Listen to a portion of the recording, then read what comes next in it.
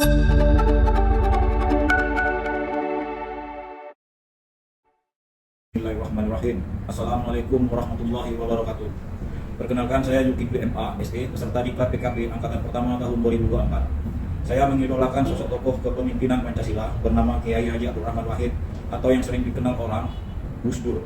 Beliau adalah Presiden keempat Republik Indonesia.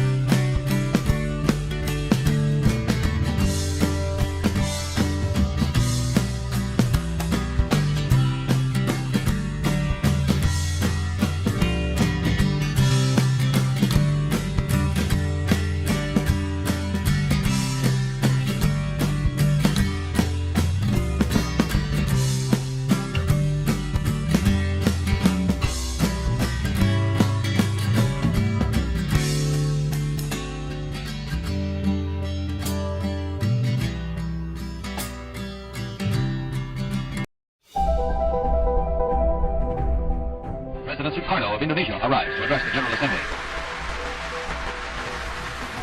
Today it is President Sukarno who addresses you.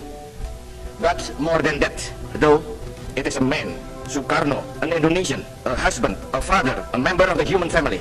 I speak to you on behalf of my people. Melalui pidatonya yang tajam, namun seringkali memukau para pemimpin dunia, Bung Karno berhasil melancarkan diplomasi politik, menempatkan Indonesia secara terhormat di antara bangsa-bangsa. Beliau memperkenalkan dan mendorong Pancasila diterima sebagai nilai-nilai universal umat manusia. The Pancasila. Panca is five, Sila is principle. We call this something Pancasila. Pancasila, or the five pillars of our state. These five pillars do not spring directly from either the Communist Manifesto nor the Declaration of Independence. Indeed, they are ideals and ideals which have, perhaps for centuries, been implicit amongst our people.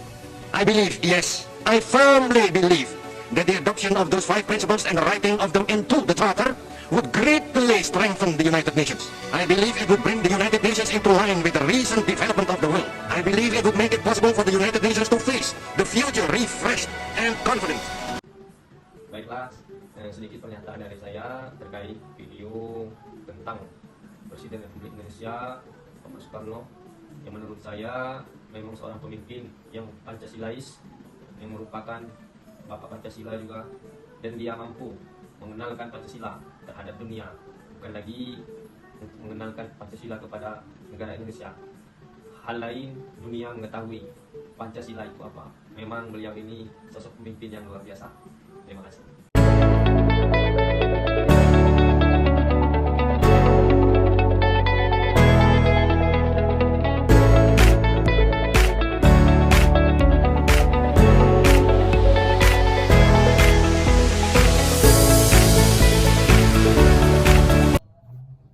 Keteladanan Bapak Presiden B.J. Habibie sebagai Presiden ketiga, menurut saya yang dapat kita jadi contoh sebagai pemimpin Pancasila adalah sikap, etika, integritas, dan bela negara sebagai pemimpin Pancasila, di mana ketika dia sedang bertugas di Jerman, dia dihubungi, diperintahkan untuk kembali ke Indonesia untuk memimpin negara ini, ketika negara ini sedang dalam kondisi krisis moneter, tapi dengan rasa dan tanggung jawab bela negara yang ia miliki, integritas dia sebagai seorang pemimpin nasionalis, dia siap kembali ke Indonesia, memimpin negara ini, dan mengembalikan perekonomian Indonesia kembali menjadi stabil.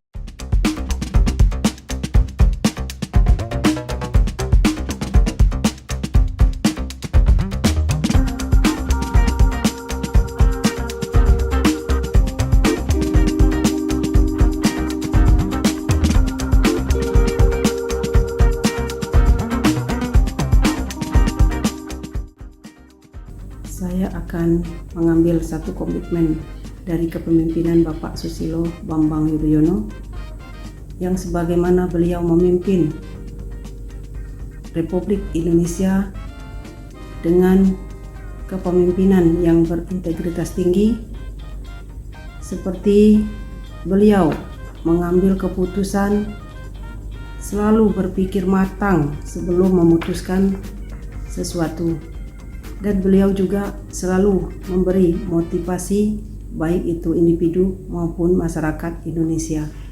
Nah, di sini saya akan mengambil satu komitmen buat diri saya bahwa saya akan menerapkan pada diri saya untuk selalu berpikir matang sebelum mengambil keputusan apapun agar mendapatkan keputusan yang adil dan bijaksana. Menyelesaikan tugasnya dengan baik, Ahmad Yani kemudian diberangkatkan ke Amerika Serikat pada tahun 1955.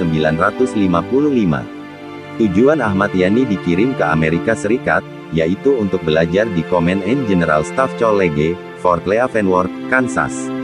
Dan kembali lagi ke tanah air pada tahun 1956. Setelah itu Ahmad Yani dipindahkan ke Markas Besar Angkatan Darat di Jakarta. Di sana, ia menjadi anggota staf Jenderal Abdul Haris Nasution.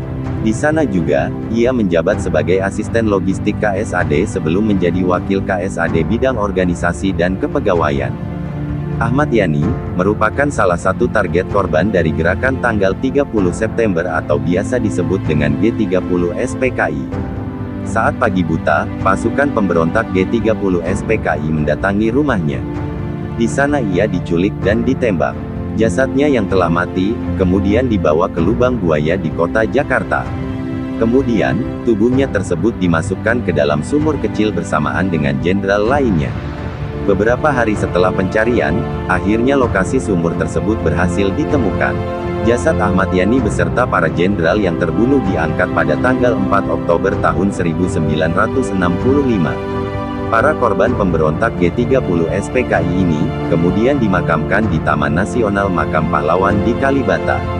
Pada hari ditemukan para korban tersebut, ketujuh jenderal yang menjadi korban tersebut mendapat gelar sebagai pahlawan revolusi.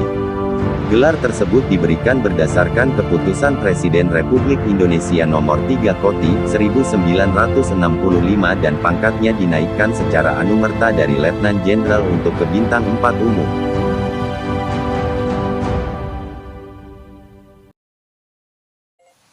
Bismillahirrahmanirrahim. Assalamualaikum warahmatullahi wabarakatuh. Nama saya Dedi Harman, nomor NDH 07, Kasih Kesejahteraan Sosial, Kecamatan Jambi Selatan. Pada pembahasan, Jenderal TNI Ahmad Yani adalah Panglima Angkatan Darat yang merupakan salah satu pahlawan revolusi, yakni gugus sebagai korban tragedi gerakan 30 September karena dibunuh pada gerakan 30 September saat penculikan di rumahnya.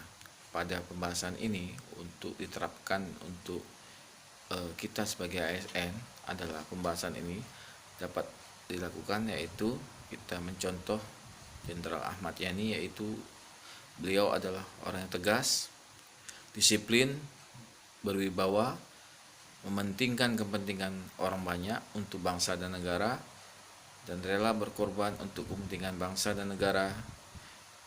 Saya rasa itu yang dapat saya sampaikan pada kesempatan ini. Mohon maaf atas segala kekurangan. Saya akhiri dengan mengucapkan wabillahi taufiq wal hidayah. Wassalamualaikum warahmatullahi wabarakatuh.